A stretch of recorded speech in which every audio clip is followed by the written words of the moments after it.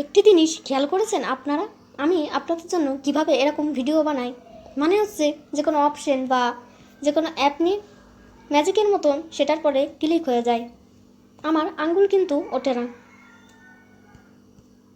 এটা এরকম ভিডিও আপনিও কীভাবে বানাবেন সেটা আমি আজকে আপনাদের শিখিয়ে দেব। এর জন্য আমাদের একটি অ্যাপ লাগবে। অ্যাপটির নাম স্ক্রিন রেডার। অ্যাপটির পর ক্লিক করলে এরকম অপশন আসবে। আসলে আমি ভিডিও রেকর্ড করছি তাই অপশনগুলো দেখাতে পারছি না, তবুও আপনাদের দেখাচ্ছি। অ্যাপটির পর ক্লিক করব।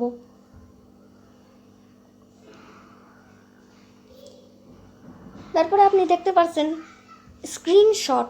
এই অপশনটা চালু করে দিলে আপনি স্ক্রিনশট নিতে পারবেন ক্লিক করেই। আমি এটা বন্ধ করে দেব, কারণ আমি এখন স্ক্রিনশট নেব না। তারপরে ক্যামেরা, আপনি যদি কিছু দেখাতে চান আর সেটা আপনার আপনার দেখা যাবে আর আপনি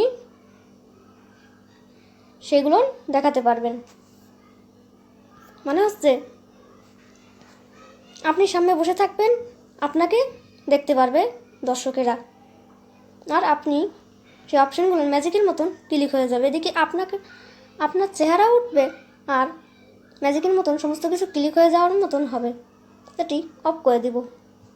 তারপরে ব্রাশ, এই অপশনটি ওপেন করলে আপনি যেই অপশনটা দেখাতে চাচ্ছেন, অনেকগুলো অপশন যদি থাকে তাহলে আপনি এই অপশনটা মনে করে দেখাতে চাচ্ছেন। এটা কথার কথা, এরকম দাগ টেনে আপনি দেখাতে পারবেন